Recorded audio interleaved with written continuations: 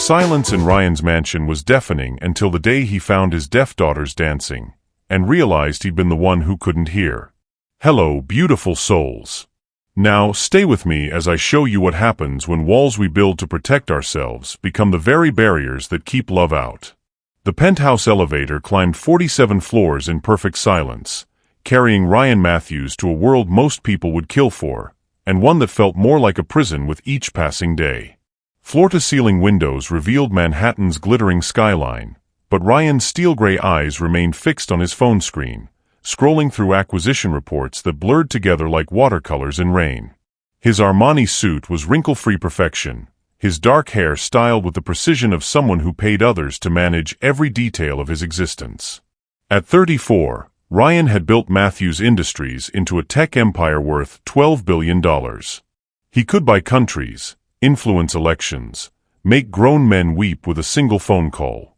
But he couldn't make his 6-year-old daughters look at him without flinching. The elevator chimed softly, a sound he'd specifically chosen because it wouldn't startle Emma and Grace. Everything in the penthouse had been modified for his deaf twins. Visual doorbells that flashed lights, vibrating alerts, communication boards mounted on every wall. The best money could buy, all of it cold and clinical as a hospital ward. Ryan's Italian leather shoes clicked against marble floors as he moved through rooms that belonged in architectural magazines. Minimalist furniture in shades of gray and white. Abstract art that cost more than most people's homes. Not a single toy or colorful crayon mark to suggest children lived here. Mrs. Chun had left already, the 5th nanny in 8 months. Her resignation letter lay folded on his desk. The girls need more than I can provide, Mr. Matthews. They need someone who understands their world. He found Emma and Grace in the kitchen, sitting at the enormous marble island like two small birds perched on a glacier. Emma, older by 3 minutes, had inherited her mother's copper curls and stubborn chin. Grace was quieter, with Ryan's dark hair and his late wife's green eyes that seemed to hold all the sadness of the world. They were eating cereal from crystal bowls, their small hands moving in the graceful sign language he'd hired tutors to teach them but never bothered learning himself. When they saw him, their hands stilled. Emma's spoon paused halfway to her mouth. Grace looked down at her lap. "Good morning, girls," Ryan said aloud, knowing they couldn't hear him but unable to break the habit. He'd installed a dozen communication apps on tablets throughout the house, but the technology felt like another wall between them. Emma signed something rapid and urgent to Grace, who shook her head frantically. Ryan caught the sign for Daddy and angry, and his chest tightened. He wasn't angry, he was drowning. Every time he looked at them, he saw Rebecca. The way Emma tilted her head when concentrating. Grace's habit of tucking her hair behind her ear. The genetic condition that had stolen their hearing was something Rebecca had carried unknowingly, a recessive gene that manifested only when paired with his own. Another thing he'd given them that would make their lives harder. His phone buzzed with a text from his assistant. 3 candidates scheduled for interviews today. First arrives at 10 a.m. Ryan glanced at his watch, a Patek Philippe that cost more than most cars, and realized he had 40 minutes before the interviews began. 40 minutes to sit in this beautiful, silent kitchen with his daughters and pretend he knew how to be their father. Emma climbed down from her stool and approached him cautiously. She held up a drawing, stick figures of 2 little girls and a tall man in a house. Above them, she'd drawn what looked like storm clouds in dark crayon. At the bottom, in her careful 6-year-old handwriting, "Daddy needs a smile." The paper trembled in his hands. When was the last time he'd smiled? Really smiled, not the corporate mask he wore in boardrooms?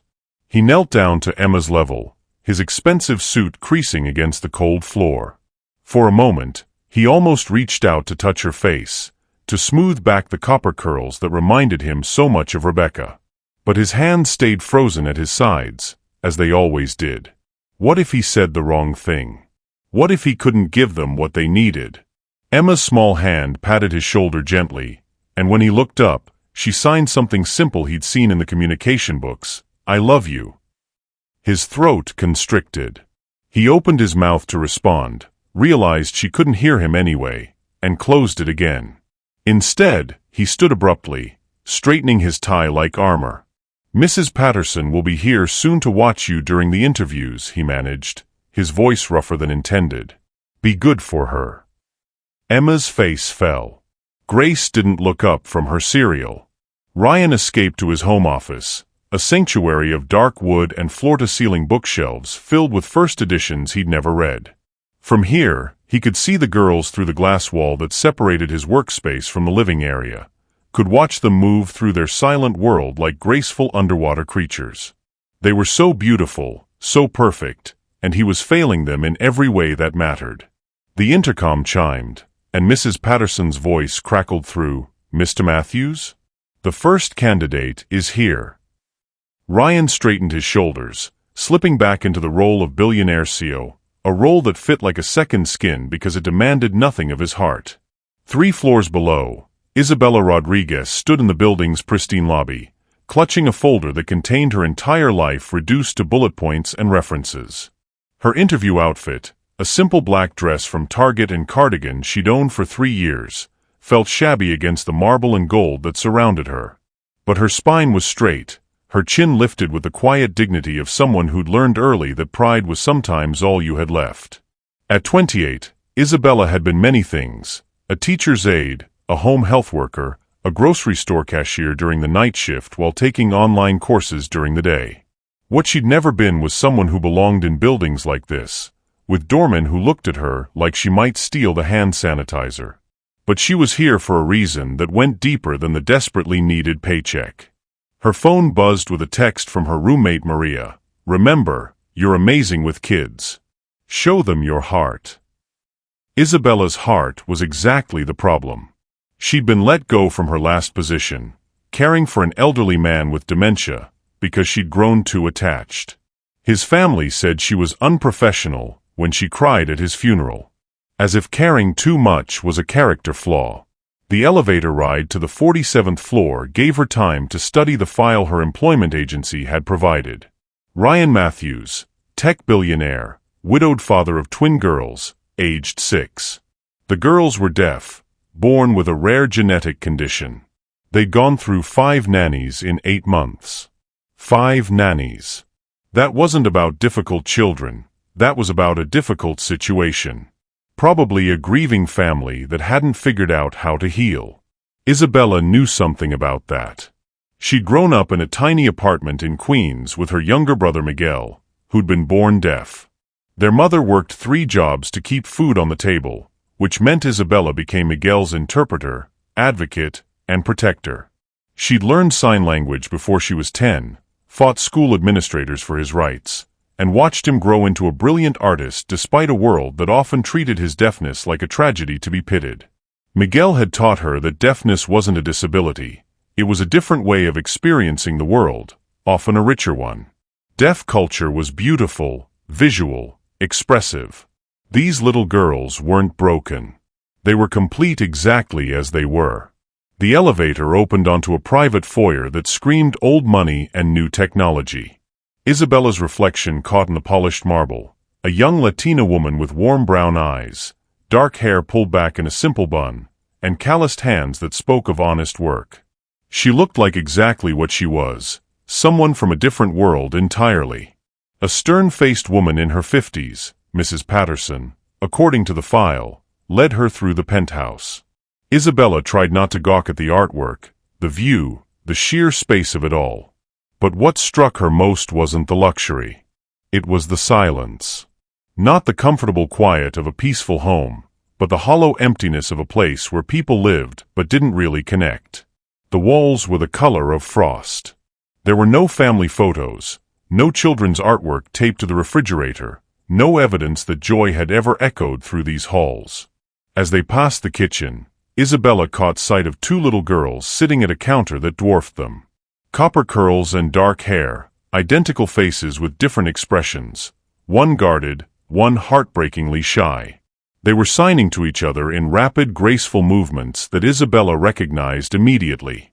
Without thinking, she paused and signed a simple greeting, "Hello, beautiful girls." Both heads snapped up in surprise.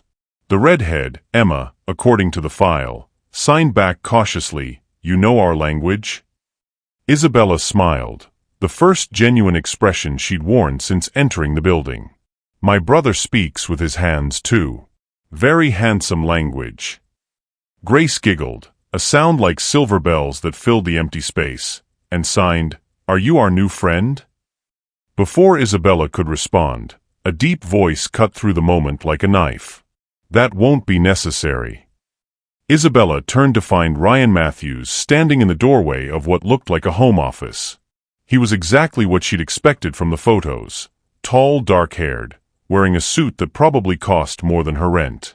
But the photos hadn't captured the exhaustion in his gray eyes, or the way he held himself like a man carrying invisible weight.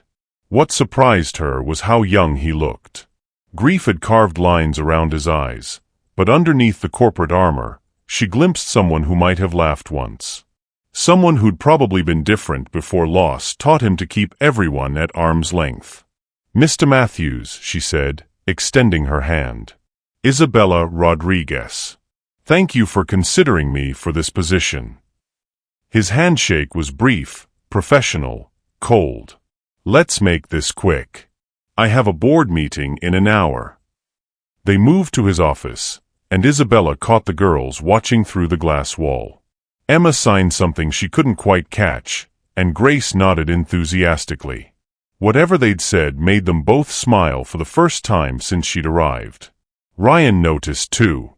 His jaw tightened almost imperceptibly.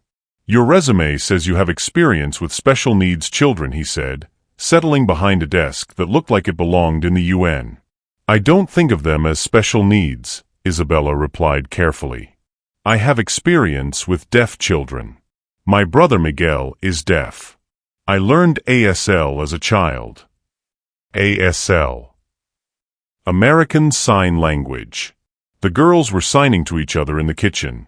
They're quite fluent for their age. Ryan's expression flickered with something that might have been surprise. "You understood what they were saying?" Emma asked if I knew their language. Grace wanted to know if I was going to be their new friend. Isabella paused. "They seem like remarkable little girls." "They're—" Ryan started, then stopped. His hands clenched briefly on the desk. "They've been through a lot. Their mother died 2 years ago. The hearing loss was diagnosed shortly after. They need someone who can provide structure, education, proper care." Isabella heard what he wasn't saying. They need someone who won't leave like everyone else. "May I ask what happened to the other nannies?" Ryan's smile was bitter. They found the situation challenging. The girls can be difficult to connect with. Or maybe the situation is challenging for their father, Isabella thought but didn't say. Instead, she leaned forward slightly. "Mr. Matthews, I need to be honest with you. I don't just want this job because I need the money, though I do. I want it because I grew up watching the world treat my brother like he was less than whole, when actually he experiences life more fully than most hearing people ever will. Your daughters aren't broken. They're not tragedies. They're 2 little girls who happen to communicate in one of the most beautiful languages in the world." Ryan was quiet for a long moment, studying her with those storm-gray eyes. "The position requires live-in care. Your own room, full benefits, salary is non-negotiable." He named a figure that made Isabella's breath catch. It was more than she'd made in the past 2 years combined. "The girls go to bed at 8. They attend a special school for deaf children, but I want them mainstreamed into regular activities as well. No coddling. No treating them like they're fragile." "I wouldn't dream of it," Isabella said. "One more thing." His voice dropped lower, became harder. "The girls have been through enough loss. If you're not committed to staying, don't waste our time. They don't need another person who decides they're too much work." The pain beneath his words was so raw that Isabella almost reached across the desk to touch his hand. Almost. Instead, she met his gaze steadily. "Mr. Matthews, I understand you're protecting them. But I need you to understand something too. I don't give up on people I care about. Ever. That's actually been a problem for me in past jobs. Something shifted in his expression. Surprise, maybe, or recognition. When can you start? He asked. Today if you need me. Ryan nodded curtly. Mrs. Patterson will show you to your room. The girls eat dinner at 6. I'll be working late. As Isabella stood to leave, she turned back. Mr. Matthews? Emma left you a drawing in the kitchen. A picture of your family. You might want to look at it. She saw his hand still on the desk, saw the way his throat worked as he swallowed. Then she was following Mrs. Patterson down a hallway toward what would be her new home, her heart already reaching toward two little girls who'd been waiting far too long for someone to see them as complete, beautiful, and worthy of joy. Behind her, through the glass wall, Ryan Matthews sat alone in his office, staring at a drawing of storm clouds that his daughter thought he needed to see. Neither of them knew that in 3 hours, Isabella would be dancing in their living room, and everything would change forever. The universe had already begun drawing them together with invisible threads of fate, loss, and the kind of love that arrives when you least expect it but need it most. 3 hours later, Ryan Matthews stood frozen in his own doorway, watching a miracle unfold in his living room. The space had been transformed. The cold marble floors were scattered with colorful pillows pulled from bedrooms. Fairy lights, where had those come from? Cast a warm glow across walls that had never known such radiance. And in the center of it all, 3 figures moved in perfect harmony to music only one of them could hear. Isabella had changed from her interview dress into jeans and a soft yellow sweater that made her skin glow like honey. Her dark hair had escaped its professional bun and now danced around her shoulders as she moved. But it wasn't her beauty that stole Ryan's breath. It was the pure joy radiating from her every gesture. Emma and Grace flanked her, their small hands pressed against Isabella's arms to feel the rhythm vibrating through her body.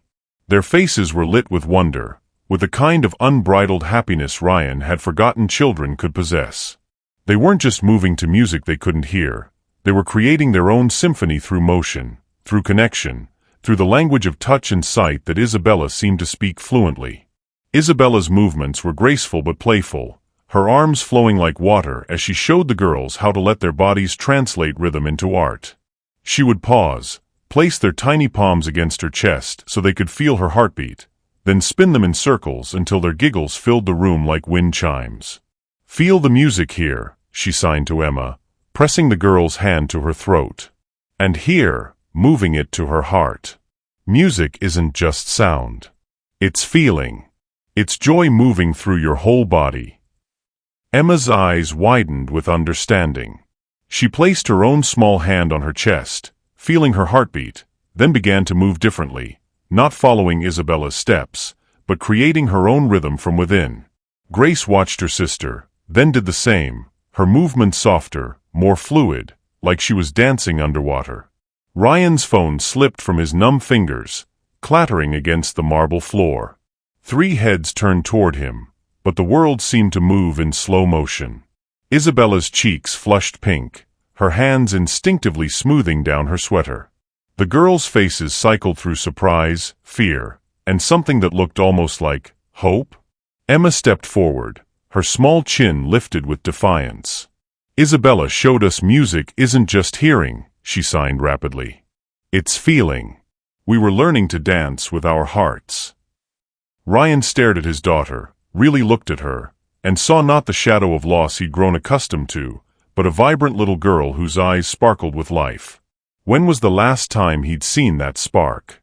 Grace tugged on Isabella's sweater, then signed something quick and urgent. Isabella shook her head gently, but Grace persisted, her small hands moving with increasing animation. What is she saying? Ryan's voice came out rougher than he intended. Isabella hesitated, her warm brown eyes searching his face. She wants to know if you'd like to learn to dance with your heart too. The words hit Ryan like a physical blow. His daughters, his beautiful, perfect daughters, wanted to share this moment with him. They weren't afraid or resentful.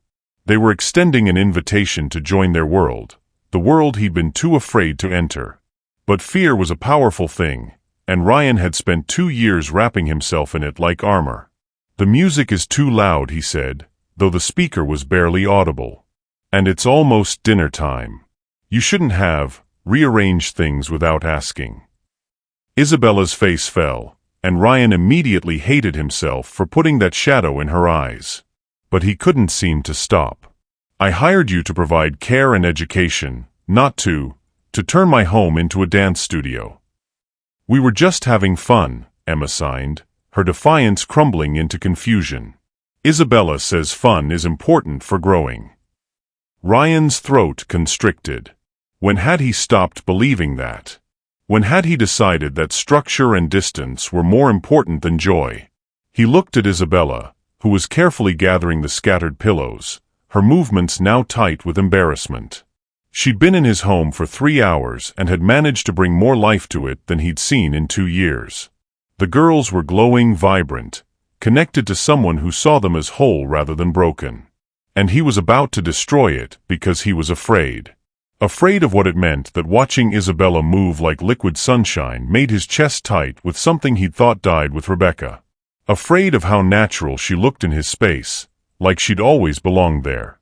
Afraid of the way Emma and Grace looked at her, with trust, with love, with a kind of open-hearted acceptance he'd been too cowardly to offer them himself. "Isabella," he started, his voice softer now. "I didn't mean to." But she was already standing, her professional mask sliding back into place. "You're absolutely right, Mr. Matthews. I overstepped. It won't happen again." "Will Isabella go away now?" Grace signed to Emma, tears starting to well in her green eyes. "Like the others." Ryan's heart shattered at the resignation in his 6-year-old daughter's hands. How many times had she asked that question? How many times had the answer been yes? "No," he said quickly, then realized Grace couldn't hear him. He looked helplessly at Isabella, who was watching him with an expression he couldn't read. "What did Grace say?" he asked. Isabella's voice was carefully neutral. "She asked if I was going to leave. Like the others." The weight of those words settled over the room like a blanket of snow. Emma moved closer to Grace, wrapping her arm around her twin in a gesture of protection that was far too mature for a 6-year-old. They stood there, these two perfect little girls, preparing themselves for another abandonment. Ryan looked at his daughters, really looked at them, and saw himself reflected in their guarded expressions. When had they learned to expect disappointment? When had they stopped believing that people would stay? The answer was obvious. They'd learned it from watching him. "Isabella," he said quietly, Could you show me what you were teaching them?" Her eyes widened in surprise. "I'm sorry." "The dancing. The feeling music." He swallowed hard, his pride battling with something deeper, more desperate. "I don't know how to talk to them. I don't know their language. Maybe you could teach me." Isabella stared at him for a long moment, and Ryan held his breath. He was offering her a glimpse behind his walls, a crack in the armor he'd spent 2 years perfecting. It was terrifying and necessary and completely foreign to everything he'd become since Rebecca died. Slowly, Isabella's professional mask began to slip away, revealing something vulnerable and hopeful underneath. "Are you sure?" she asked softly. "It requires feeling, not just thinking." Ryan's laugh was shaky. "I'm not sure I remember how to do that." "Daddy wants to learn." Emma signed to Grace, hope creeping back into her expression. "Maybe he does remember fun," Grace signed back, and Isabella translated quietly. Ryan's hands trembled as he stepped into the circle of fairy lights, into the warmth that Isabella and his daughters had created in his cold, perfect home. He felt clumsy, exposed, ridiculous in his expensive suit surrounded by scattered pillows and joy. But when Isabella placed her hand gently on his chest, right over his heart, and said, "Start here. Music lives in here first," he understood that something profound was about to change. Not just in his relationship with Emma and Grace, but in the carefully constructed walls around his heart. "Feel that." Isabella whispered, her hand still pressed against his chest. Your heartbeat. That's your rhythm. That's where every dance begins. Ryan closed his eyes and felt his heart hammering against his ribs. From fear, from something that might have been hope, from the warmth of Isabella's touch burning through his shirt like sunlight through frost. When he opened his eyes, Emma and Grace were watching him with expressions of wonder, like they were seeing their father for the first time. Maybe they were. Now, Isabella said, stepping back but keeping her eyes locked on his, let your heart teach your body how to move. And for the first time in 2 years, Ryan Matthews began to dance. The morning after arrived like a cold slap of reality. Ryan stood in his bathroom at 5:47 a.m., gripping the marble edges of his sink until his knuckles went white. In the mirror, he looked like a man who'd seen a ghost, which, in a way, he had. The ghost of who he used to be, before grief taught him that caring too much was a luxury he couldn't afford. Last night had been a mistake. A moment of weakness that couldn't happen again. He danced. In his living room, with his children and a woman he barely knew, moving to music that existed only in heartbeats and hope. For 20 precious minutes, he'd felt alive in ways he'd forgotten were possible. Emma had clapped when he finally found a rhythm. Grace had taken his hand and spun beneath his arm like a tiny ballerina. And Isabella had watched him with eyes that seemed to see straight through every wall he'd built. That was the problem. She saw too much, felt too much, cared too much. In 3 hours, she'd accomplished what teams of therapists and specialists couldn't manage in 2 years. She'd made his daughters laugh. Really laugh, with their whole bodies, until tears of joy streamed down their faces. It was dangerous. She was dangerous. Ryan straightened his tie with military precision and armored himself in his darkest suit. In the elevator down to his office, the real office, 40 floors below in Matthews Industries headquarters, he practiced the speech he'd give Isabella when he returned that evening. Professional boundaries. Appropriate distance. Structure, not emotion. The words felt like ash in his mouth, but they were necessary. He'd learned the hard way that letting people too close meant losing them too completely. Emma and Grace had already lost their mother. They couldn't survive losing someone else they'd grown attached to. And he couldn't survive watching it happen. His assistant, Margaret, was waiting with his morning briefing and a concerned expression she wore whenever he looked particularly haunted. "Rough night, sir."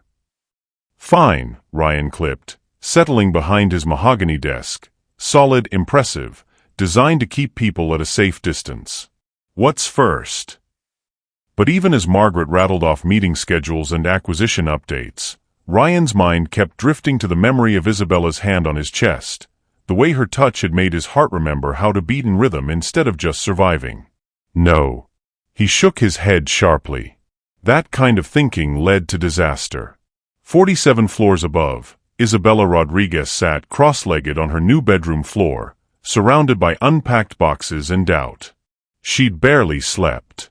Every time she closed her eyes, she saw Ryan's face in that moment when he'd started to move, vulnerable, surprised by his own capacity for joy, beautiful in a way that had nothing to do with his expensive clothes or perfect features. She'd seen him. Not the billionaire, not the distant father, but the man underneath who was drowning in grief and fear. And then she'd seen him rebuild his walls in real time, brick by brick, until the stranger was back. Isabella pulled her knees to her chest and stared out the floor-to-ceiling windows at Central Park spread below like a green carpet. She'd grown up in a studio apartment where you could touch opposite walls with outstretched arms. This single room was larger than anywhere she'd ever lived, with its own bathroom that had a tub deep enough to swim in and a walk-in closet that echoed when she spoke. It should have felt like winning the lottery. Instead, it felt like living in a beautiful prison. Her phone buzzed with a text from Maria. "How's your first morning in paradise?" Isabella stared at the message for a long time before typing back, "I think I made a mistake." "Already? What happened?" "I got attached. To the girls. To..." Isabella's fingers hovered over the keyboard. "To their father, who looked at her like she might be the answer to prayers he was afraid to speak aloud. "It's complicated. Mija, you've been there less than 24 hours. Give it time." But time was exactly what Isabella was afraid of. Time to watch Emma's face light up when she signed a new word. Time to feel Grace's small hand slip trustingly into hers. Time to see past Ryan's armor to the broken man beneath who desperately needed someone to remind him that love wasn't the enemy. She'd been here before, caring too much, too fast, for people who ultimately decided she was too much trouble. The Martinez family had let her go because she'd overstepped boundaries with their autistic son. The Hendersons had called her unprofessional for crying when their grandfather died.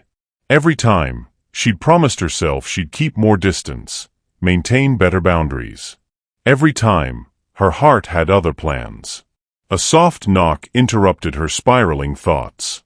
Isabella opened the door to find Emma and Grace standing in the hallway, still in their matching unicorn pajamas, their copper and dark hair sleep-tousled and adorable. "Good morning," Grace signed shyly. "Are you sad?" The question hit Isabella like a gentle arrow to the chest. These children, who'd been abandoned by 5 caregivers, were worried about her feelings. "I'm okay, sweetheart. Just thinking." "About Daddy?"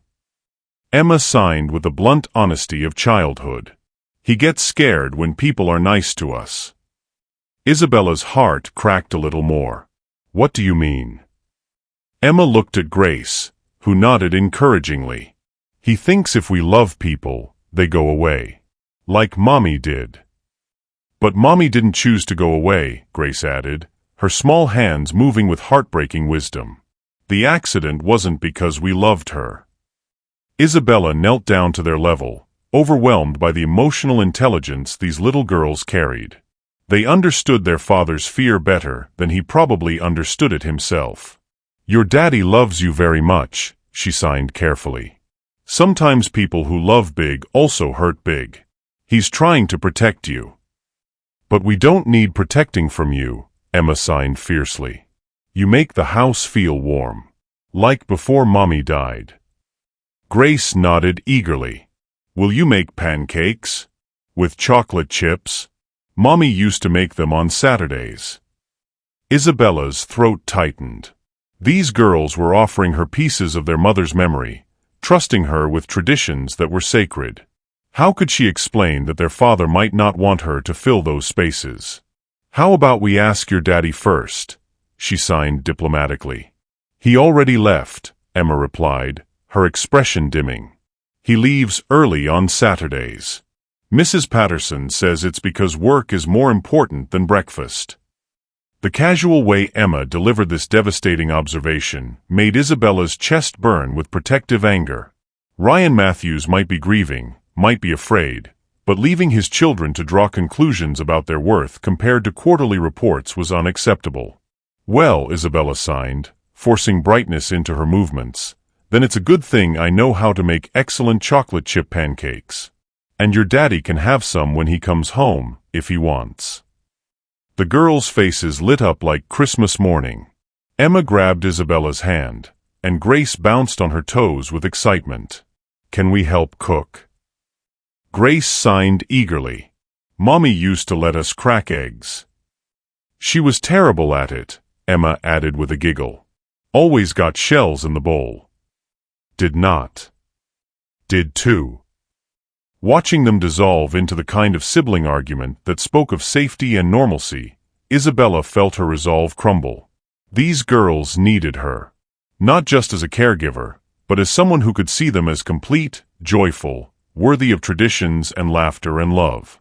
Whatever walls Ryan wanted to build, whatever boundaries he thought he needed, Isabella couldn't let his fear rob these children of the warmth they deserved, even if it meant risking her own heart in the process. "Come on," she signed, standing and taking both their hands. "Let's go make some memories in that kitchen. And maybe we'll save a few pancakes for your daddy, just in case he remembers that Saturday mornings are for families, not spreadsheets." As they headed toward the kitchen, Emma tugged on Isabella's sleeve. "Isabella," she signed, "are you going to stay?" even if Daddy gets scared again. Isabella looked down at this brave little girl who'd learned too young that love often came with expiration dates. The honest answer was that she didn't know. Ryan held all the power here. He could fire her, ask her to leave, decide that the risk of connection wasn't worth the potential for loss.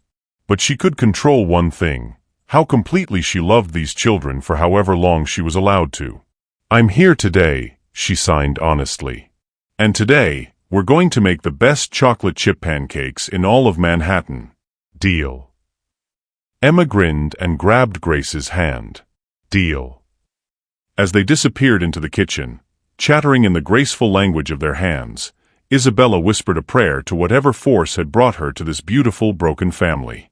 She was falling in love, with the girls, with their need for joy, with the glimpses of the man their father could be when he forgot to be afraid. The question was whether Ryan would let himself fall back, or if he'd spend the day building walls too high for love to climb. Either way, Isabella knew one thing for certain. This morning, she was going to fill this house with the smell of pancakes and the sound of laughter, and let whatever happened next worry about itself. Some battles were worth the risk of losing everything. This felt like one of them. By noon, the universe had apparently decided that Ryan Matthews needed a lesson in surrender. He was trapped in his own home by the kind of spring thunderstorm that meteorologists called unprecedented and New Yorkers called Saturday ruined. Sheets of rain lashed against the penthouse windows, and lightning split the sky with the fury of gods having a tantrum. The power had gone out in his office building, a freak electrical surge that shut down half of Midtown, forcing him home earlier than planned. He'd intended to work from his home office until evening, maintaining the careful distance he decided was necessary after last night's moment of weakness. Instead, he'd walked into his own kitchen to find it transformed into something that belonged in a different life entirely. Isabella stood at the massive island, her hair caught up in a messy bun secured with what looked like a pencil, flour dusting her yellow sweater like snow. Emma and Grace flanked her, standing on step stools that had appeared from somewhere, their small hands covered in pancake batter and chocolate chips. The air smelled like vanilla and cinnamon and home, a scent Ryan had forgotten his kitchen was capable of producing.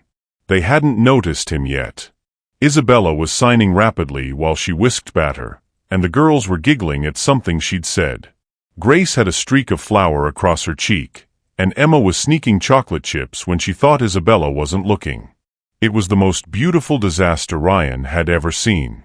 "Now we flip," Isabella was signing, holding a spatula like a conductor's baton. "But first, we have to check if it's ready. See how the edges look solid." Emma peered at the pan with scientific intensity. "It looks like a tiny pancake moon." "Perfect description." "Grace, want to try the flip?" Grace shook her head shyly, but Emma bounced on her toes. "I can do it. Mommy taught me before." The sentence hung unfinished, and Ryan watched Isabella's expression soften with understanding. "Your mommy sounds like she was an excellent teacher," she signed gently. "I bet she'd be proud watching you cook." Emma nodded solemnly, then brightened. She used to say cooking was like magic. You put ingredients together and make people happy. She was absolutely right, Isabella replied, guiding Emma's small hands on the spatula. "Ready? 1, 2, 3. The pancake flipped perfectly, golden and beautiful, and Emma's squeal of triumph was so pure that Ryan felt it like a physical ache in his chest. When was the last time his daughters had felt pride in something they'd accomplished? When was the last time they'd talked about Rebecca without that shadow of loss crossing their faces? "Well," he said quietly, not wanting to startle them but unable to stay hidden, "that smells incredible." 3 heads turned toward him, and Ryan caught the complex dance of emotions across Isabella's face: surprise, wariness, hope, and something that looked almost like relief. "Daddy." Grace signed excitedly. "We made pancakes. Isabella taught us Mommy's way." The casual reference to Rebecca should have hurt, should have triggered the familiar spiral of grief and guilt that usually accompanied any mention of his late wife. Instead, Ryan felt something unexpected: gratitude. These girls were keeping their mother's memory alive, weaving her into new traditions instead of treating her like a ghost too painful to acknowledge. "I can see that," Ryan said, loosening his tie slightly. He felt overdressed in his suit, formal and out of place in this warm flower-dusted scene. "Mind if I join you?" Isabella's eyebrows rose in surprise. "Don't you have work?" "Power's out at the office. I'm officially trapped." He paused, then added more quietly, "If that's okay with you." The question hung between them, loaded with more meaning than small talk about storm-delayed Saturdays. Ryan was asking permission to enter the space Isabella had created with his daughters, acknowledging that she'd somehow become the guardian of their joy in the few hours he'd been gone. "Isabella, can Daddy help?" Emma signed, looking between the adults with the shrewd awareness that came from living through adult complications. "That depends," Isabella signed back, but her eyes never left Ryan's face. "Can your daddy cook?" Emma giggled and signed something to Grace that made them both dissolve in laughter. "What did she say?" Ryan asked, though he suspected he didn't want to know. Isabella's lips twitched with suppressed amusement. "She said you once burned water trying to make them soup." Ryan felt heat creep up his neck. That was a complicated morning. He put the pot on but forgot to add water, Emma signed gleefully to Isabella. Smoke everywhere. Fire trucks came. Fire trucks. Isabella's eyes widened in mock horror, though she was clearly fighting laughter. "It wasn't that dramatic," Ryan protested, but he was surprised to find himself almost smiling. When had Emma's teasing stopped feeling like criticism and started feeling like family? Grace tugged on Isabella's sweater, signing something rapid and urgent. "Grace wants to know if you'd like to learn to make proper pancakes," Isabella translated. "She says everyone deserves to know how to cook without calling the fire department." Ryan looked at his younger daughter, his quiet, observant Grace who spoke so rarely but saw so much, and felt his carefully constructed walls crack a little wider. "I'd like that very much," he said honestly. What followed was the most chaotic, flower-covered, laughter-filled hour of Ryan's adult life. Isabella positioned him at the stove with the patience of someone teaching a very large, very anxious child. Emma appointed herself head quality control officer, testing every batch of batter with the seriousness of a food critic. Grace became the chocolate chip distribution specialist, ensuring each pancake had exactly the right amount of sweetness. "No, Isabella said, her hand covering his on the spatula. "You're trying to force it. Cooking is like dancing. You have to feel the rhythm." Her touch sent electricity up his arm, and Ryan found himself staring down at her fingers, small, strong paint stain from some project he hadn't noticed. She smelled like vanilla and something floral that made him want to lean closer. "I'm not good at rhythm," he admitted quietly. "You were last night." The words hung between them, intimate and charged with memory. Isabella's cheeks flushed pink, and she started to pull her hand away, but Ryan caught her fingers gently. "Isabella," he began, not sure what he wanted to say but knowing he needed to say something. An apology for this morning's coldness. An explanation for his fear. A thank you for bringing life back to his home. But Grace chose that moment to tug on his suit jacket, signing urgently. "What is it, sweetheart?" he asked, and Isabella translated automatically. "She says the pancakes are burning." They were. The smell of charred batter filled the air, and smoke was beginning to rise from the pan. Emma burst into giggles, and Grace clapped her hands over her mouth, her green eyes dancing with mirth. "Not the fire trucks again." Emma signed dramatically, and even Isabella couldn't contain her laughter anymore. The sound was like music, rich, warm, completely unguarded. It transformed her face, made her look younger, more radiant, and Ryan felt something shift fundamentally in his chest. Not just attraction, though that was certainly there. Something deeper, more dangerous. Something that felt like coming home. "Okay," he said, turning off the stove and raising his hands in surrender. "Maybe I should stick to eating pancakes, not making them." "We can teach you," Grace signed solemnly. Mommy always said practice makes perfect. But first you have to take off the fancy clothes, Emma added. Can't cook properly in a business suit. Isabella translated, and Ryan looked down at his armor of silk and wool. The girls were right. He was dressed for boardrooms and intimidation, not for Saturday morning pancakes and laughter. You know what? He said, surprising himself. You're absolutely right. He shrugged out of his suit jacket, hanging it carefully on a chair. His tie followed, and he rolled up his sleeves with the deliberate care of a man stepping out of one life and into another. Isabella watched him transform from distant CEO to approachable father, and something in her expression made Ryan's breath catch. She looked at him like she saw something worth seeing, something worth staying for. Better? He signed clumsily, using one of the few words he'd picked up from watching the girls. Emma and Grace exchanged delighted glances, and Grace clapped her hands in approval. Much better, Daddy, Emma signed. Now you look like you belong in a kitchen. Outside, thunder rolled across the sky, and rain continued to pelt the windows with liquid bullets. They were trapped here together, in this warm bubble of flower and laughter and tentative connection. Ryan should have been anxious about the work piling up, the calls he wasn't answering, the empire that needed his constant attention. Instead, he found himself hoping the storm would last all day. As we continue this incredible journey together, I want to pause and ask, what do you think Ryan is discovering about himself in these moments with Isabella and his daughters? Have you ever had a moment where someone helped you see a part of yourself you'd forgotten existed? Share your thoughts in the comments below. I love hearing about the moments that change us from the inside out. For the first time in 2 years, Ryan Matthews was exactly where he belonged, home with his daughters, learning that the most important recipes aren't about food at all. They're about love, patience, and the courage to let people see you covered in flour and completely imperfect. And maybe, just maybe, worthy of staying for. The storm raged on as afternoon melted into evening, trapping them in a cocoon of warm light and shared space. Emma and Grace had fallen asleep on the living room sofa, their small bodies curled together like kittens, chocolate chip pancake crumbs still dusting Grace's cheek.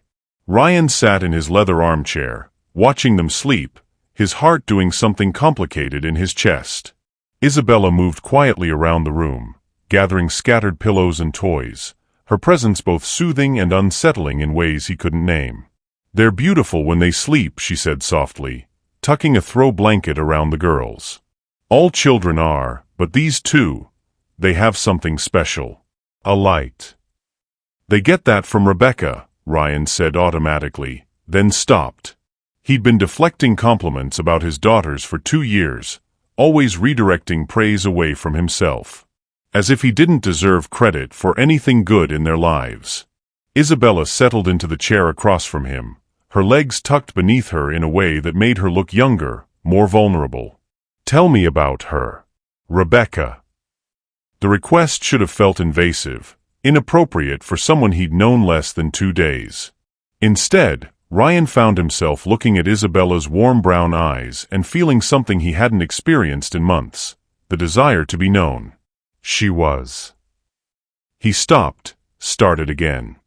Rebecca was the kind of person who made everyone around her feel like they were the most important person in the world. She could walk into a room full of strangers and leave with a dozen new friends. She taught kindergarten before the girls were born, and even after, she turned everything into a learning opportunity. Ryan's voice grew softer as memory took hold.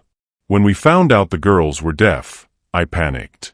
Started researching the best specialists, the most expensive treatments, ways to fix them. Rebecca sat me down and told me they weren't broken. She learned sign language in 6 months, turned our whole house into this vibrant, visual world. She saw their deafness as a gift, another language to love them in. Isabella's eyes were bright with unshed tears. She sounds incredible. She was. Ryan's throat tightened. And I killed her. The words fell into the room like stones dropped into still water, creating ripples of shock and pain. Isabella's intake of breath was sharp, but she didn't speak, didn't try to fill the silence with platitudes or reassurances. We were coming home from a specialist appointment in Boston, Ryan continued, his voice barely above a whisper. I was driving. It was raining, just like today. We'd been arguing about, God, something so stupid. I wanted to mainstream the girls into regular schools, thought it would be better for their futures. Rebecca wanted them to stay in deaf education programs where they'd have community, understanding. His hands clenched into fists on the arms of his chair. She was trying to show me something on her phone, a video of deaf children performing Shakespeare in ASL. She said it was beautiful, that our girls could do anything. I told her to put it away, that I was trying to drive. She laughed and said I worried too much, that we were fine. Isabella waited, her whole body still with the careful attention of someone who understood that some stories could only be told once. The truck ran the red light going 60. I saw it coming, tried to swerve, but... Ryan's voice broke. She died on impact. The girls were in the back seat, protected by their car seats, unconscious but alive. And I walked away with bruises. Tears were streaming down Isabella's face now, but she remained silent. The last thing Rebecca said to me was that I worried too much, that we were fine. Ryan laughed bitterly. I should have been more careful. Should have pulled over. Should have listened when she wanted to take the train instead of driving in bad weather. If I had just... Stop. Isabella's voice was firm but gentle. Ryan, stop. She leaned forward, her eyes blazing with an intensity that made him sit back in surprise. You didn't kill her. A drunk driver who ran a red light killed her. Rain and bad timing and cruel chance killed her. Not you. If I hadn't been distracted. If. Isabella shook her head. You could if yourself to death, and it wouldn't bring her back or change what happened. Trust me, I know. Ryan studied her face, seeing something raw and familiar in her expression. What do you mean? Isabella was quiet for a long moment, her gaze drifting to Emma and Grace sleeping peacefully on the sofa. When she spoke, her voice carried the weight of old wounds. My brother Miguel was hit by a car when he was 12. My fault entirely. Ryan felt his stomach drop. Isabella. We were walking home from school. It was my job to watch him. My mother worked 3 jobs, and I was the older sibling. Miguel wanted to stop at the corner store for candy. I said no, we needed to get home for his tutoring session. He was struggling in school because of communication barriers, and I was so focused on keeping him on track, making sure he succeeded despite his deafness. Her voice grew quieter, more distant. He ran ahead of me, excited about something he wanted to show me when we got home. I was distracted, arguing with a friend on the phone about homework. I didn't see him step into the crosswalk. Didn't see the car that didn't see him. Ryan's chest tightened with recognition and dread. The driver had been drinking. Miguel was in the hospital for 3 months. Surgery after surgery to repair the damage to his legs. He walks with a limp now, will for the rest of his life. And the whole time he was lying in that hospital bed, you know what he kept signing to me? Ryan shook his head. Not your fault, Isabella. Not your fault. Fresh tears spilled down her cheeks. But I was supposed to protect him. I was his big sister, his interpreter, his advocate. I was supposed to be watching. The room was silent except for the rain against the windows and the soft breathing of sleeping children. How old were you? Ryan asked quietly. 16. You were a child yourself. Isabella's laugh was bitter, an echo of his own earlier. Old enough to know better. Old enough to be responsible. Ryan felt something shift inside him, recognition, understanding, the strange relief of finding someone who carried the same impossible weight. How do you live with it? Some days I don't very well, Isabella admitted. I threw myself into caring for other people's children, thinking if I could save enough kids, love enough families, maybe it would balance the scales. But it never does it? The guilt follows you everywhere. She looked at him with eyes that held 2 decades of pain. That's why I left my last job. The family said I was too attached, too emotional. They were right. I loved that old man like he was my grandfather.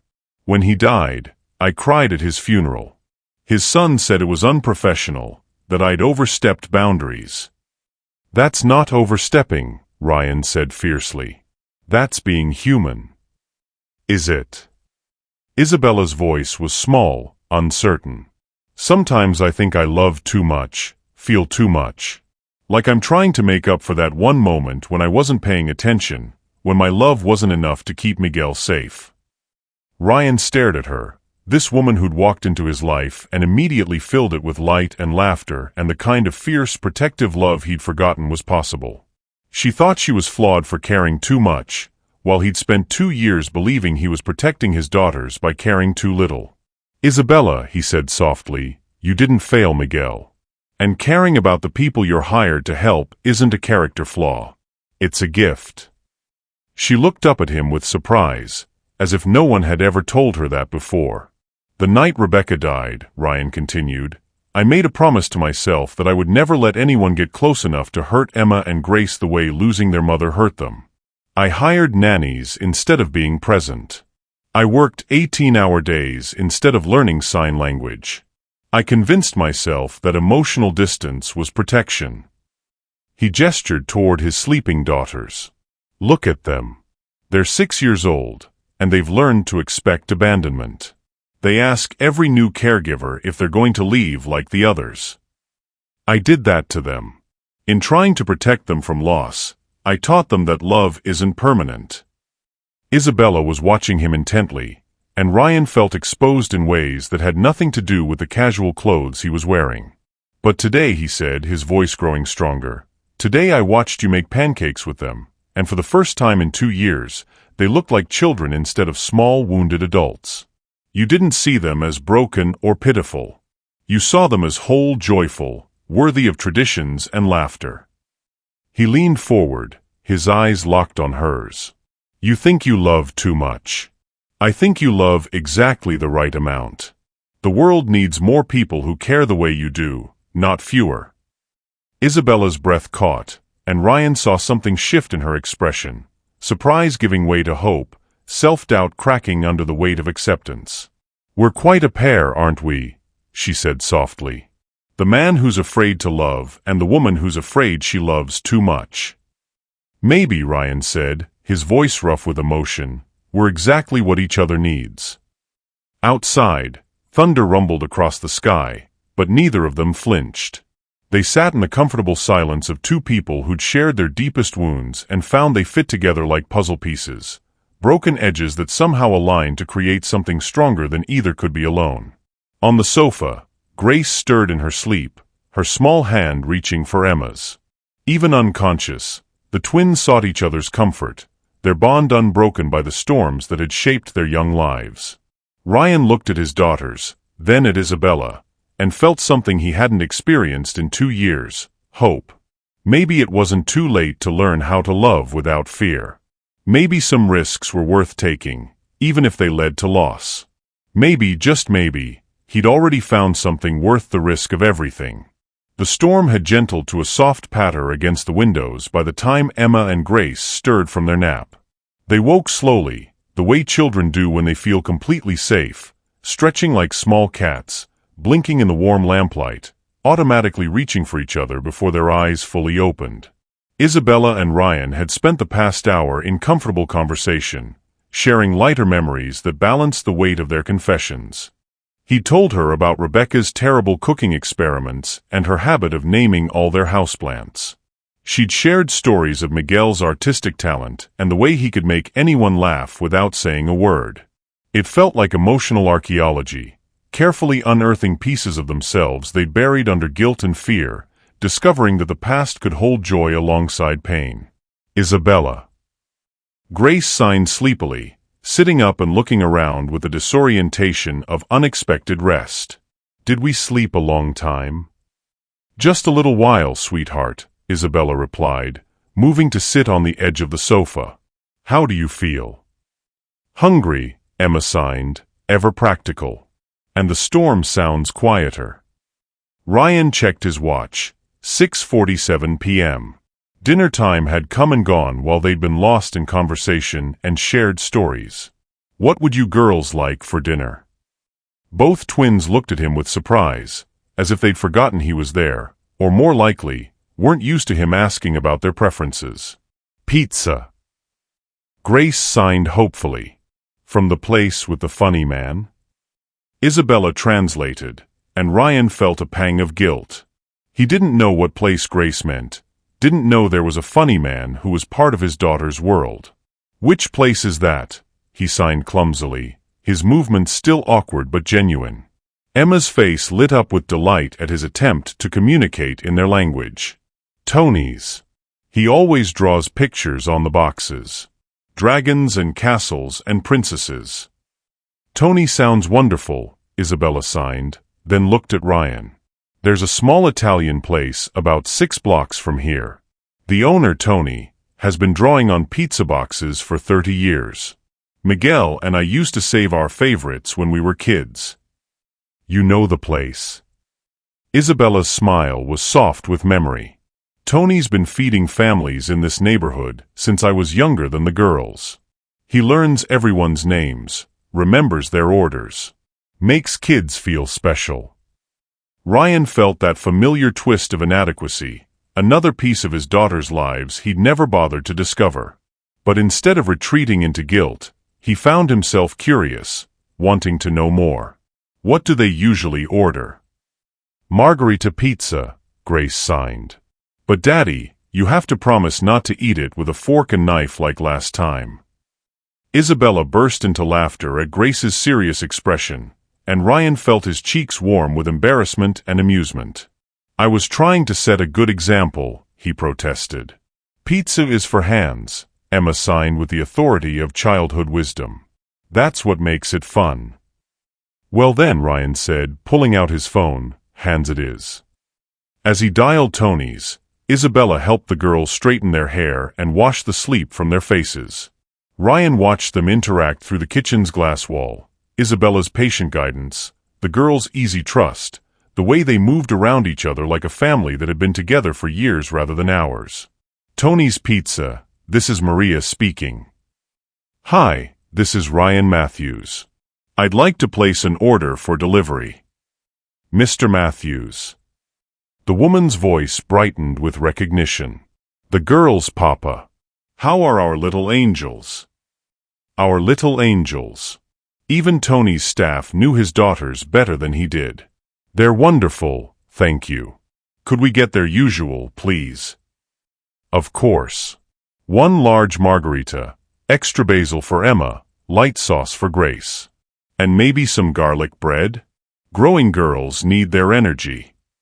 Ryan found himself smiling at the stranger's casual knowledge of his daughter's preferences. "That sounds perfect. 20 minutes, Mr. Matthews. And tell the girls Tony has a special drawing ready. He's been working on a castle with unicorns." When Ryan hung up, he found 3 pairs of eyes watching him expectantly. 20 minutes, he announced. "And Tony has a unicorn castle waiting." Grace clapped her hands with delight, and Emma actually jumped up and down. "Can we set the table fancy?" Emma signed. "Like a restaurant?" "I think that's a wonderful idea," Ryan said. What followed was the most elaborate table-setting production in the penthouse's history. Isabella produced cloth napkins from somewhere and showed the girls how to fold them into flowers. Ryan found himself tasked with lighting candles. "But not too many, Daddy. We don't want to burn down the house like your soup incident," while Emma carefully arranged their best china. Grace appointed herself music director, connecting Isabella's phone to the sound system and choosing songs with heavy bass that they could all feel vibrating through the floor. She showed Ryan how to place his hand on the speaker to experience the rhythm the way she and Emma did. "It's like the music is touching you," he said with wonder, and Grace's smile could have powered the city. By the time Tony's delivery arrived, the dining room had been transformed into something magical. Candlelight flickered across crystal glasses filled with sparkling cider. The girls had changed into their fancy dresses, Emma in purple with silver stars, Grace in green with tiny flowers. Isabella had let her hair down, and it fell in soft waves around her shoulders, catching the light like silk. And Ryan, for the first time in years, had loosened his collar completely and rolled up his sleeves, looking more like a father than a CEO. The pizza arrived in a box decorated with an elaborate castle complete with unicorns, dragons, and what looked like two little princesses in the tower windows. "It's us."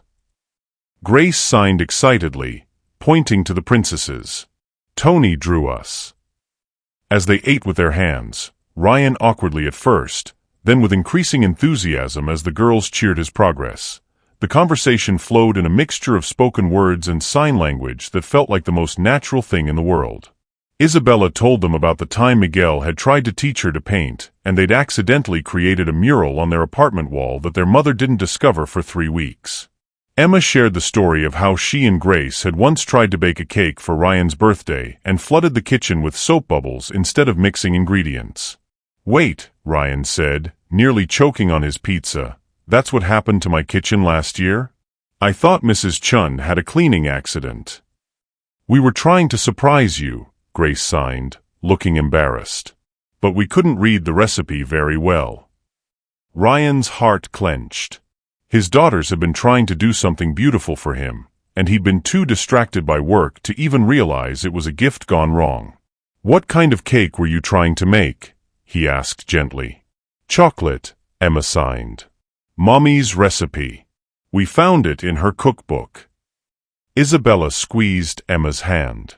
"I bet it would have been delicious. Maybe we could try making it together sometime." Both girls looked at their father with hopeful eyes, and Ryan felt the last of his walls crumble completely. "I'd like that very much," he said. "But maybe we should start with something simpler. Like not burning water."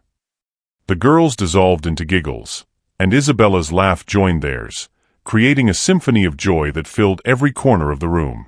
As the evening wound down, they moved back to the living room.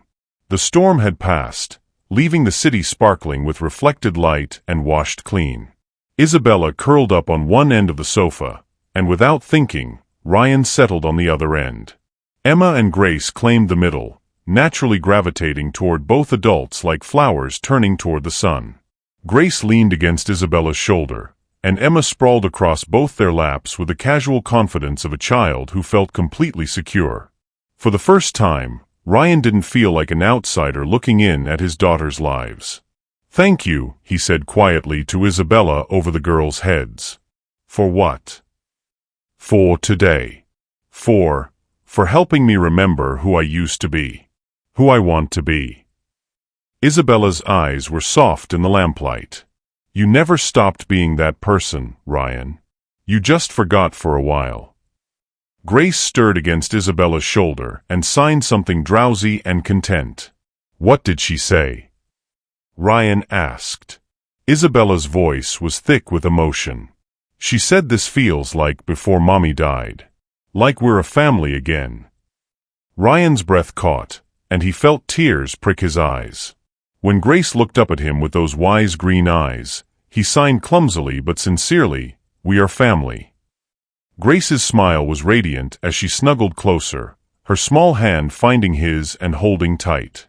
They sat in comfortable silence as the city lights twinkled beyond the windows, for people who'd found each other in the storm and discovered that sometimes the most beautiful things are born from the deepest pain. Ryan looked at Isabella, this remarkable woman who'd walked into their lives and shown them how to laugh again, and felt something he'd thought lost forever. Hope. Pure, terrifying, wonderful hope. Tomorrow would bring complications, questions, the real world intruding on this perfect bubble they'd created. But tonight, in this moment, they were exactly where they belonged. Together. And for the first time in 2 years, that felt like enough. More than enough.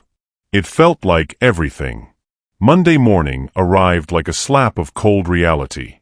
Ryan stood in his marble bathroom at 5:30 a.m., knotting his tie with mechanical precision while his reflection stared back with eyes that looked almost foreign. The man in the mirror bore little resemblance to the father who'd eaten pizza with his hands and learned to feel music through vibrating speakers. That man felt like a dream now.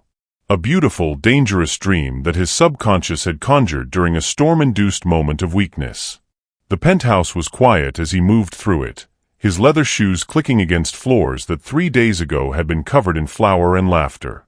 Isabella's bedroom door was closed, and he found himself pausing outside it, remembering the way she'd looked in candlelight, the way her eyes had softened when Grace called them a family. His phone buzzed with a text from his business partner, Marcus Webb. Board meeting moved to 8 a.m. We need to discuss the Rodriguez situation before the others arrive. Ryan's blood chilled. Marcus knew about Isabella already? How was that possible? He texted back, "What situation? Just get here early. Trust me on this one." The elevator ride down 47 floors felt like descending into another world, one where quarterly profits mattered more than children's laughter, where emotional attachments were liabilities to be managed rather than gifts to be treasured. Marcus was waiting in the conference room when Ryan arrived, his silver hair perfectly styled and his expression unreadable behind wire-rimmed glasses. At 62, Marcus Webb was everything Ryan had once aspired to be: ruthlessly successful, emotionally unavailable, and wealthy enough to buy his way out of any inconvenience. "Close the door," Marcus said without preamble. Ryan's stomach knotted as he complied. "Marcus, what's this about?" "Isabella Rodriguez." Marcus slid a manila folder across the polished table. "Your new nanny." Ryan's hands were steady as he opened the folder, but his heart was hammering against his ribs. Inside were photographs: Isabella leaving a rundown apartment building in Queens, Isabella at what looked like a court hearing, Isabella crying outside a hospital. "Where did you get these?" "I run background checks on anyone who has access to my business partner's home," Marcus said matter-of-factly. "Especially when that person has unsupervised access to his children." "You had Isabella investigated?" Ryan's voice was dangerously quiet. "And it's a good thing I did." Marcus pointed to one of the photos. "That's from her lawsuit against the Henderson family 6 months ago. They fired her for emotional instability and inappropriate attachment to their elderly father. She sued them for wrongful termination." Ryan stared at the image of Isabella on courthouse steps, her face streaked with tears, looking young and devastated and alone. "She lost the case," Marcus continued. "The judge ruled that her emotional involvement with her employer was indeed inappropriate. Professional caregivers aren't supposed to cry at funerals, Ryan. They're not supposed to treat their clients' families like their own." "That's not inappropriate," Ryan said, though his voice sounded uncertain even to his own ears. "That's human." Marcus laughed coldly. "Human doesn't belong in business, and it sure as hell doesn't belong around vulnerable children. This woman has a pattern, Ryan. She gets emotionally involved, crosses boundaries, and then causes drama when families try to establish appropriate limits." The folder contained more documents, recommendation letters that were polite but cool, termination notices that mentioned over-involvement and difficulty maintaining professional distance. "Look at the last page," Marcus instructed. Ryan's hands trembled slightly as he turned to a psychiatric evaluation from Isabella's teenage years, following her brother's accident. "Patient exhibits signs of pathological guilt and compensatory caregiving behaviors. Recommend therapy to address tendency toward emotional over-involvement and need to save others as a means of assuaging personal trauma." The word swam before Ryan's eyes. Pathological guilt. Over-involvement. Need to save others. Was that what Isabella was doing with him and the girls? Acting out some psychological compulsion rather than feeling genuine care? "She's using you, Ryan," Marcus said gently, and the sympathy in his voice was worse than anger would have been. "Women like this, they target wealthy, vulnerable men. Single fathers, widowers, anyone who might be grateful enough for attention that they won't ask too many questions." "That's not," Ryan started, then stopped. How well did he actually know Isabella? She'd been in his home for 3 days. 3 days, and he'd already started imagining a future that included her warm laughter and gentle hands, and the way she made his daughters glow with happiness. Maybe Marcus was right. Maybe he was being naive, letting loneliness and desire cloud his judgment. "I'm not saying she's a gold digger," Marcus continued. "It's more insidious than that. She genuinely believes she's helping, but her need to be needed is pathological. Look what happened with the Henderson family. She got so attached that she couldn't let go when it was time to move on." Ryan thought of Isabella's tears when she told him about her brother's accident, the way she'd admitted to loving too much. At the time, it had seemed like beautiful vulnerability. Now, Marcus's words made it sound like evidence of instability. "The girls are already attached to her," Marcus pressed on. "Emma and Grace have been through enough abandonment. What happens when Isabella's psychological issues surface? When she decides you're not grateful enough, or when the next wealthy widower catches her attention?" The images flashed through Ryan's mind, his daughters' faces lighting up when Isabella signed to them, Grace saying they felt like a family again, Emma asking if Isabella would stay like the others hadn't. What if Marcus was right? What if Ryan was setting his daughters up for another devastating loss? "There's something else," Marcus said quietly. "The neighbors in her building. They remember her brother's accident. Isabella was supposed to be watching him that day. She was on the phone, distracted, not paying attention when a 12-year-old deaf boy wandered into traffic." Ryan's mouth went dry. Isabella had told him about the accident, but she'd made it sound like a tragic coincidence, not negligence. "What are you saying?" "I'm saying maybe the guilt isn't pathological. Maybe it's justified." Marcus closed the folder with a soft snap. "A woman who can't be trusted to watch her own brother safely. Do you really want her caring for your daughters?" The conference room felt airless, suffocating. Ryan loosened his tie, trying to breathe around the weight settling on his chest. Everything Isabella had told him about loving too much, about being too attached, about families firing her for crossing boundaries, it all took on a different cast under Marcus's interpretation. What if her vulnerability was manipulation? What if her tears were calculated to earn his sympathy? "What do you want me to do?" Ryan asked, though he already knew the answer. "Fire her. Today. Before she causes more damage." Marcus's expression softened with what looked like genuine concern. "I know this is hard, Ryan. You're lonely, the girls need attention, and Isabella seemed like the answer to your problems. But she's not. She's a problem herself, and the longer you wait to address it, the more it's going to hurt Emma and Grace when she inevitably leaves." Ryan stared at the photographs scattered across the table, evidence of Isabella's life reduced to moments of pain and perceived failure. In one image, she looked so young, so broken, standing outside that courthouse with her shoulders shaking from silent sobs. His heart ached for her even as doubt poisoned his thoughts. "The board meeting's in 15 minutes, Marcus said, gathering the documents. "You don't have to decide right now, but Ryan, don't let emotion cloud your judgment. Those girls are depending on you to protect them." As Marcus left him alone in the conference room, Ryan pulled out his phone and stared at Isabella's contact information. Just her name and number, but somehow those simple details felt loaded with complexity, with the weight of a decision that would change everything. 3 days ago, his life had been cold but predictable. Now he was balanced on the edge of something that could either heal his family or destroy what little stability they'd managed to build. The worst part was that he didn't know which outcome scared him more.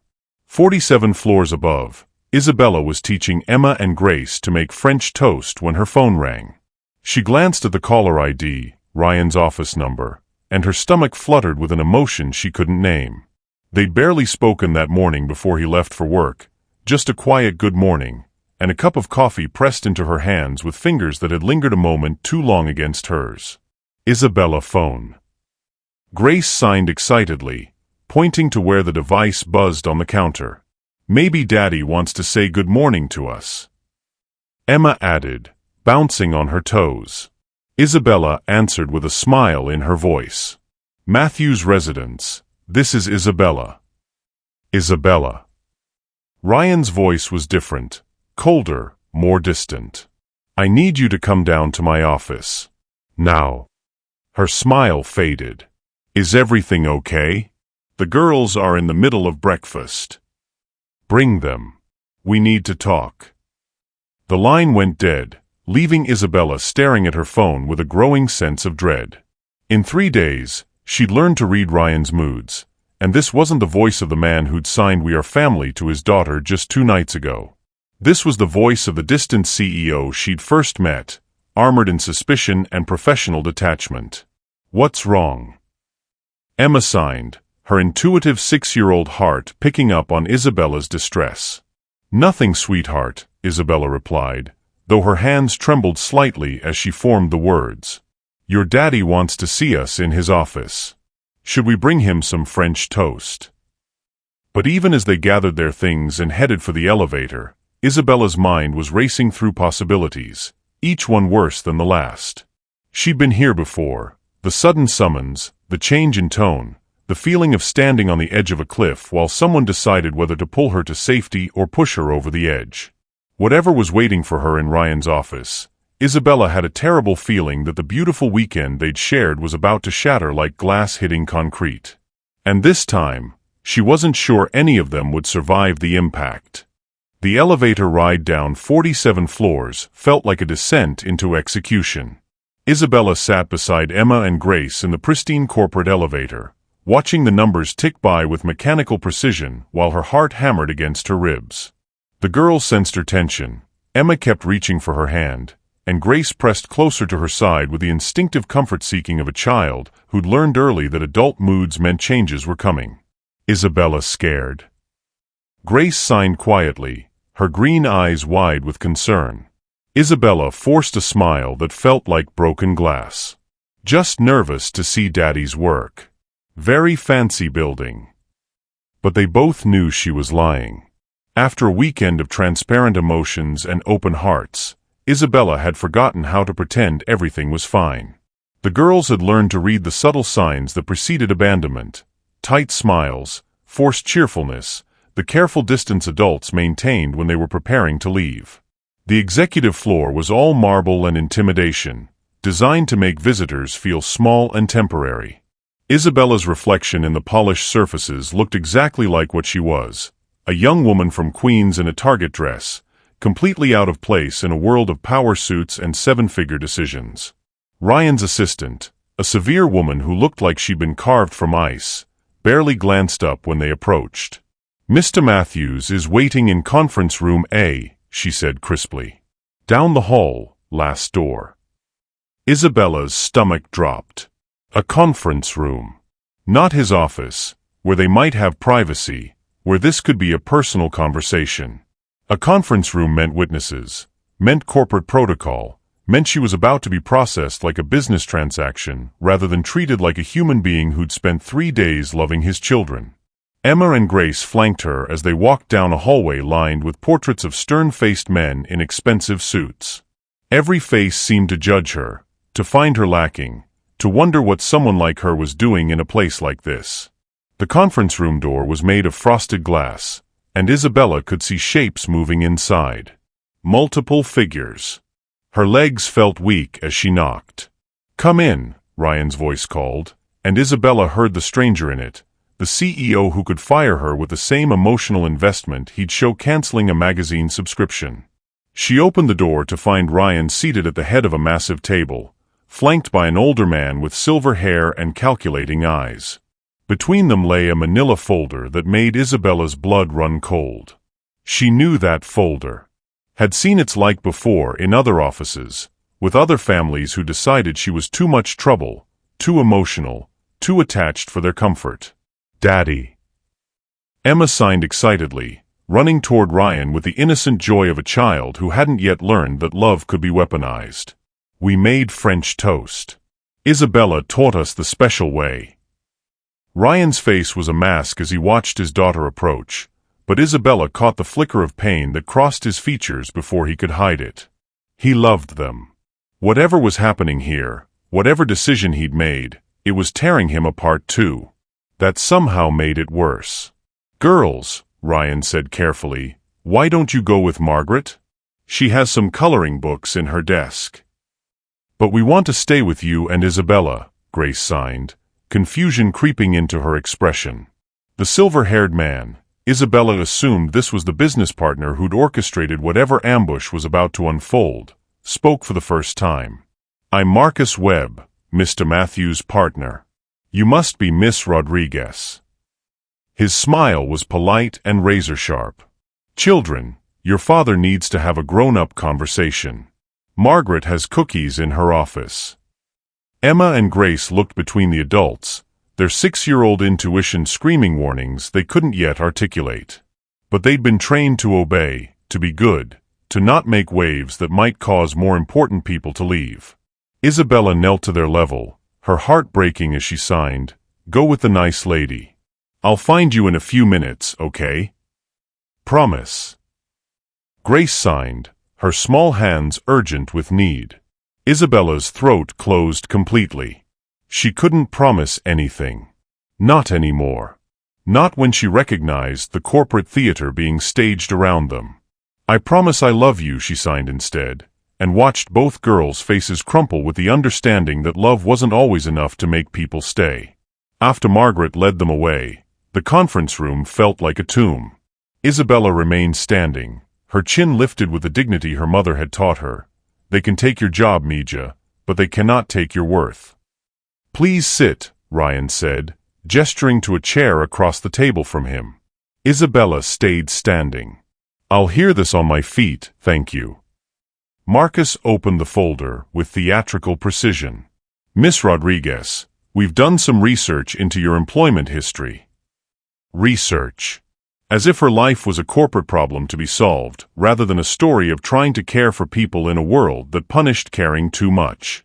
"I see." Isabella's voice was steady, though her hands trembled slightly. "Find anything interesting?" "The Henderson family fired you for emotional instability," Marcus continued, pulling out photographs like evidence in a trial.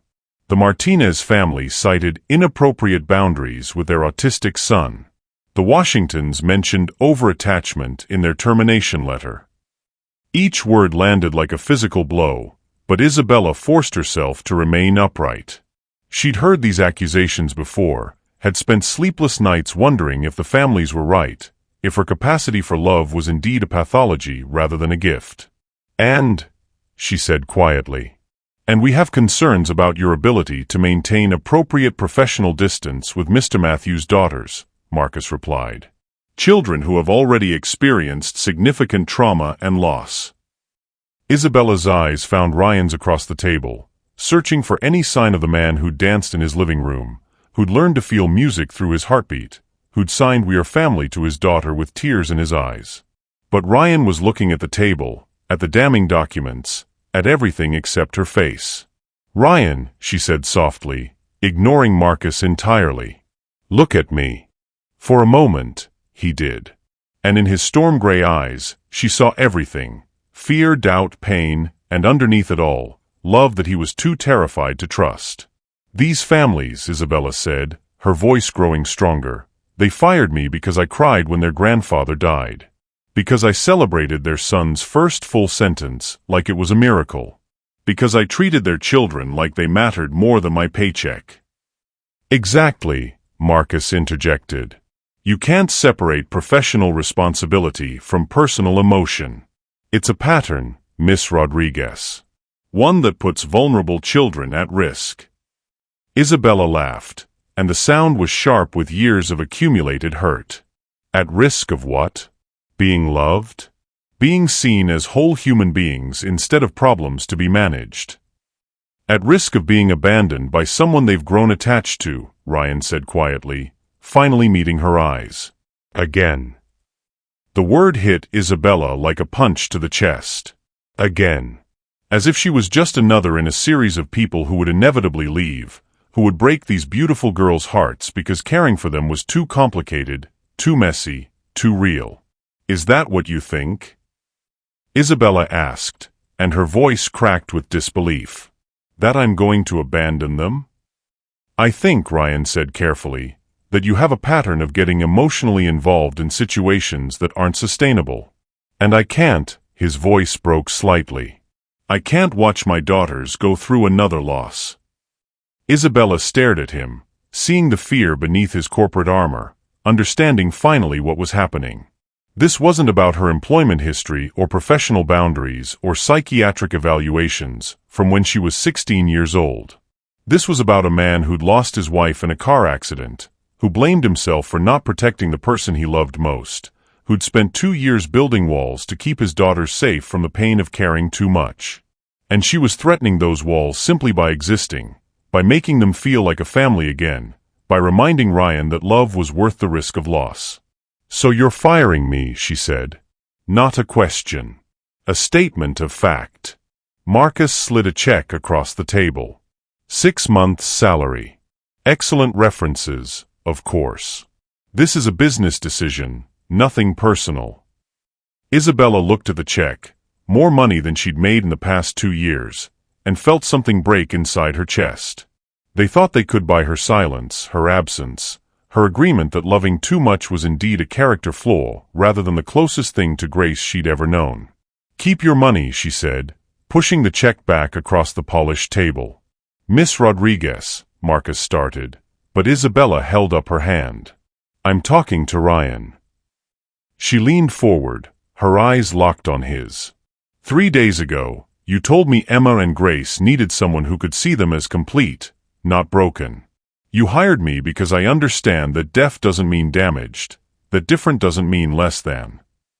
Ryan's hands were clenched on the table, his knuckles white with tension. 2 nights ago, Isabella continued, your daughter said we felt like a family. You signed back that we are family. Was that a lie? No, Ryan whispered, and the words seemed torn from his throat. Then what changed? What happened between Sunday night and Monday morning that made you decide I was dangerous instead of necessary? Ryan's eyes flickered to Marcus, to the folder of documents, to everywhere except her face. Nothing changed, he said finally. That's the problem. I let myself forget that getting attached to someone means giving them the power to destroy you. Isabella felt tears burn her eyes, but she refused to let them fall. Not here. Not in front of Marcus Webb and his calculating smile, not in this corporate tomb designed to make human emotions feel like weaknesses. You're right, she said quietly. Getting attached does give people power. The power to hurt you, to leave you, to break your heart so completely you never want to risk feeling anything again. She stood, smoothing down her simple dress with hands that trembled only slightly. But it also gives them the power to heal you. To make you laugh until your stomach hurts. To teach you that music lives in your heartbeat, that dancing is just another way of praying, that love doesn't have to be perfect to be worth everything. Isabella walked toward the door, then turned back one last time. I won't beg you to let me stay, Ryan. I've spent too many years apologizing for loving too much, for caring too deeply, for treating other people's children like they were my own flesh and blood. But I will say this. Emma and Grace don't need protection from love. They need protection from the kind of fear that teaches them love always comes with expiration dates. Her hand was on the door handle when Ryan spoke. Isabella, wait. She turned, hope fluttering like a caged bird in her chest. The girls, Ryan said, his voice rough with emotion. They'll want to say goodbye. The hope died as quickly as it had been born. He wasn't changing his mind. He was just being practical, managing the logistics of her departure like any other business transaction. Tell them, Isabella said carefully, that sometimes people have to leave even when they don't want to. Tell them it has nothing to do with how much they're loved, and everything to do with how much the adults in their lives are afraid. She opened the door, then paused without looking back. And Ryan? When Emma asks why I left like all the others, try to remember that the choice to break their hearts was yours, not mine. The conference room door closed behind her with the soft finality of a coffin lid, leaving Ryan alone with his business partner and a decision that would haunt him for the rest of his life. Outside in the hallway, Isabella Rodriguez walked toward the elevator with her head held high and her heart shattered into pieces that would take years to reassemble. She'd gambled everything on the possibility that love could conquer fear. She'd lost. But somewhere in the distance, she could hear two little girls asking Margaret where Isabella had gone, and why Daddy looked like someone had died. The choice had been made. Now they all had to live with the consequences. 3 weeks later, Ryan Matthews stood in his daughter's bedroom doorway at 2:17 a.m., watching Grace cry herself to sleep for the 21st consecutive night. She did it quietly. His sensitive, intuitive Grace had learned early not to burden others with her pain. But Ryan could see her small shoulders shaking beneath the unicorn comforter, could hear the soft, heartbroken sounds that she thought no one else could detect. Emma's bed was empty. His older daughter had taken to sleeping on the living room sofa, as far from the penthouse's suffocating silence as the apartment would allow. She'd stopped signing to him entirely, communicating only through Margaret or Mrs. Patterson when absolutely necessary. The message was clear: you broke our family, Daddy.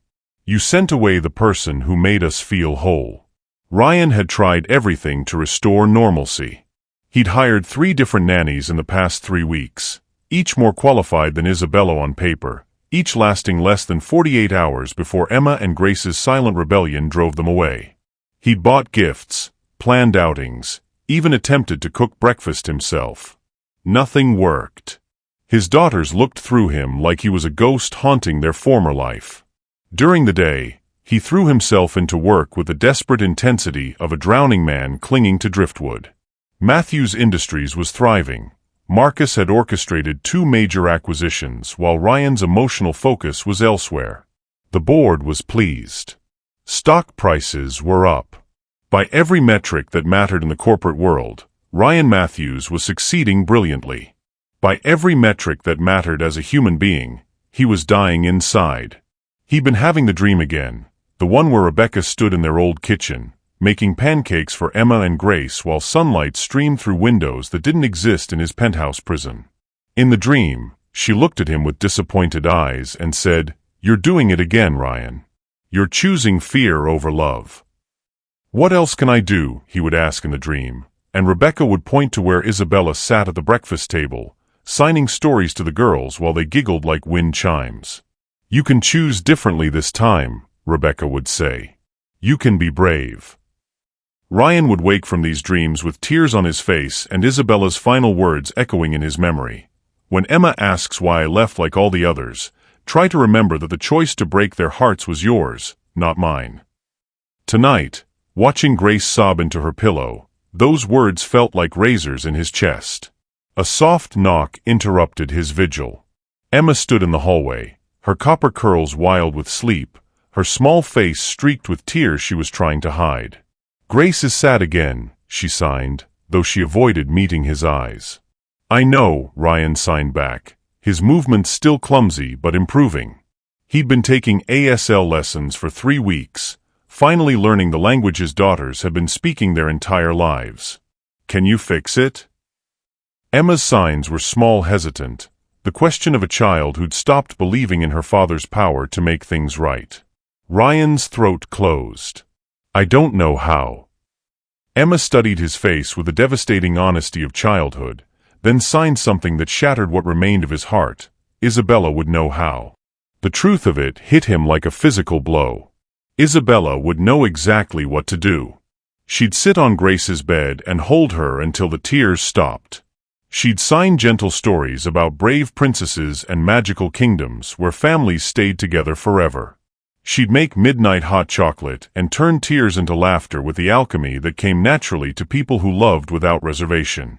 Isabella had known how to heal his daughters because she understood that love wasn't a transaction or a business arrangement.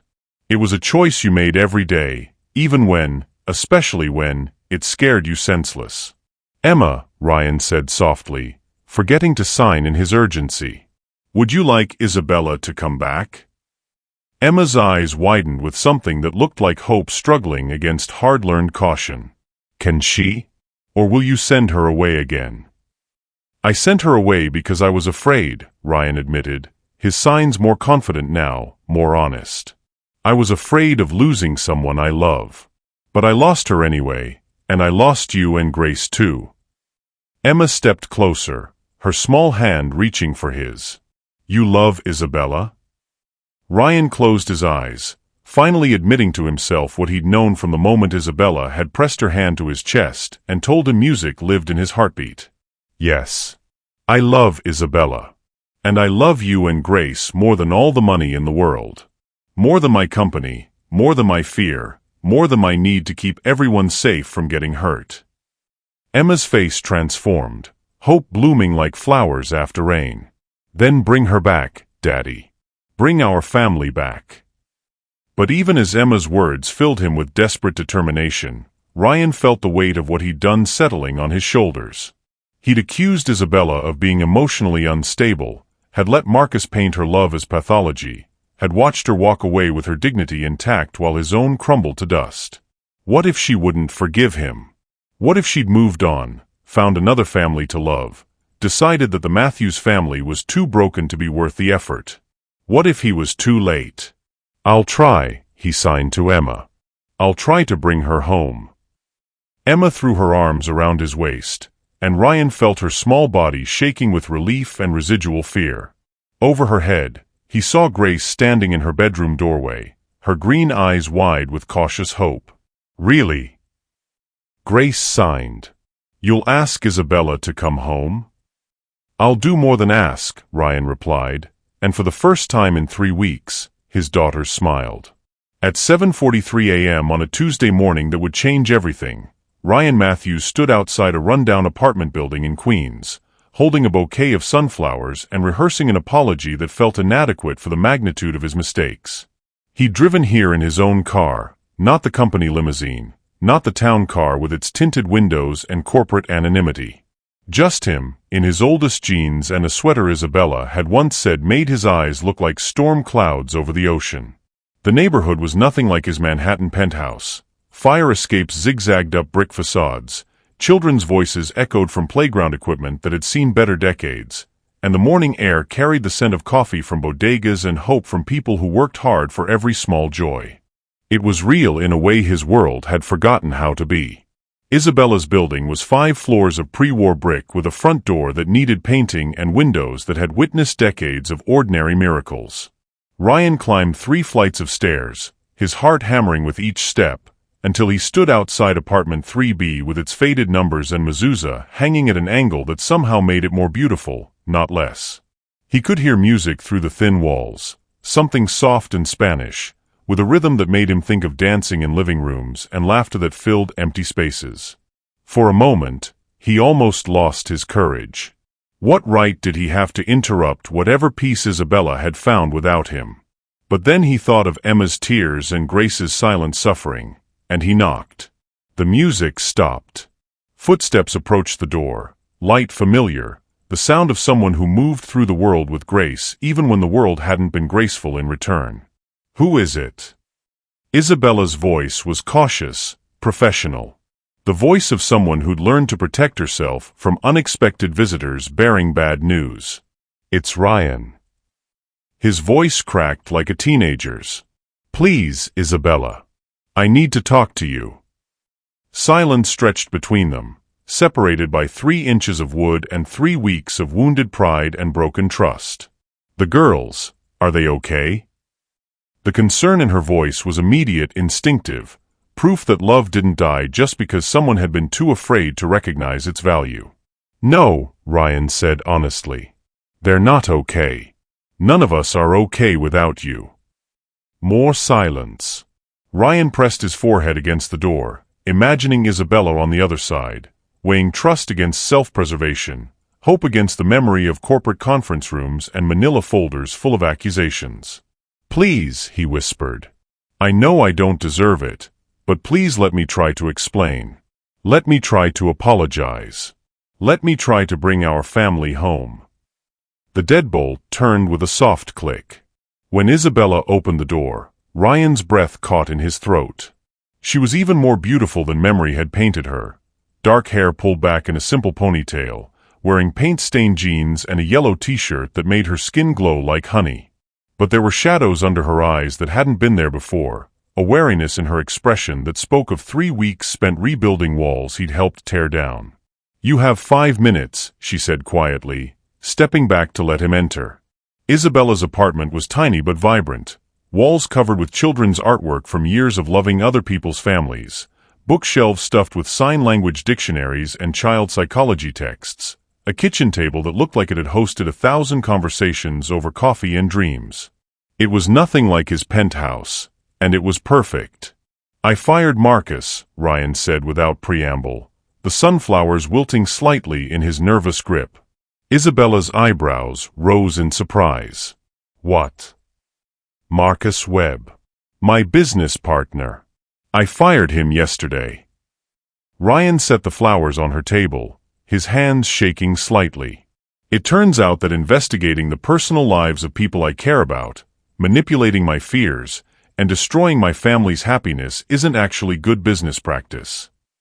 Isabella studied his face, looking for lies, for manipulation, for the corporate mask he'd worn in that conference room. "I also sold my majority stake in Matthews Industries," Ryan continued. "Stepped down as CEO. The board wasn't pleased, but they'll survive without me. Emma and Grace won't." "Ryan, you didn't have to." "Yes, I did." Ryan's voice was fierce with certainty. "I spent 2 years building a corporate empire and an emotional fortress, thinking they would keep us safe. All they did was keep us isolated, afraid and alone." He took a step closer, then stopped when Isabella tensed.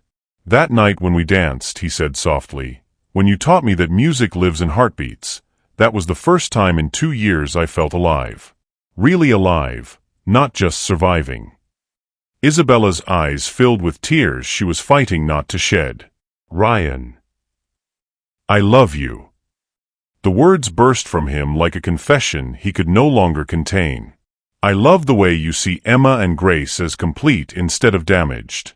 I love how you turn cooking into magic and silence into symphony. I love that you cry at funerals and celebrate first words like miracles, because that's not emotional instability, that's humanity."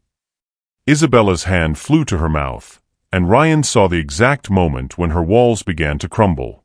"I love that you taught my daughters to dance with their hearts," he continued, his voice growing stronger. "I love that you made them feel like they belonged in this world exactly as they are. I love that you saw through my armor to the man I forgot I could be." He fell to his knees in her tiny kitchen, this billionaire who'd once commanded boardrooms and influenced markets, reduced to his most essential self. "I love you, Isabella Rodriguez, and I'm sorry it took losing you to realize that protecting my daughters from love was the cruelest thing I could do to them. And to myself. And to you." Isabella was crying now, tears streaming down her face as 3 weeks of carefully guarded hope finally broke free. "The girls," she whispered. "How are Emma and Grace?" "Heartbroken," Ryan said honestly. "Grace cries every night. Emma sleeps on the sofa because being in her room reminds her too much of when you were there to tuck her in. They've driven away 3 nannies because no one else knows that Emma likes her pancakes shaped like hearts or that Grace hums when she's happy even though she can't hear her own voice." Isabella's sob was half laugh, half heartbreak. "Oh, my sweet girls." "They need their Isabella back," Ryan said. "And so do I. Not as an employee, not as hired help, but as family. As the woman I want to wake up next to every morning and dance with every evening and build a real life with, not just survive through." He pulled a small velvet box from his pocket, and Isabella's breath caught.